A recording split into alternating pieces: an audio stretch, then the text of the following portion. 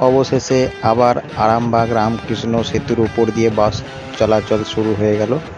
কারণ আরামবাগ ব্রিজের উপর থেকে বাস চলাচল বন্ধ ছিল, তাই বাস অ্যাসোসিয়েশন ধর্মঘট করার কারণে আরামবাগ পৌরসভার তরফ থেকে বাস চলাচল শুরু হয়ে গেল। আর কালীপুরে বাস স্টপ হওয়ার জন্য বাস ঠিকঠাক চলছিল না, এর জন্য আরামবাগ বাস স্ট্যান্ডে আবার এই বাস চলাচল শুরু হয়ে গেল। এই হলো আরামবাগ বাস স্ট্যান্ড।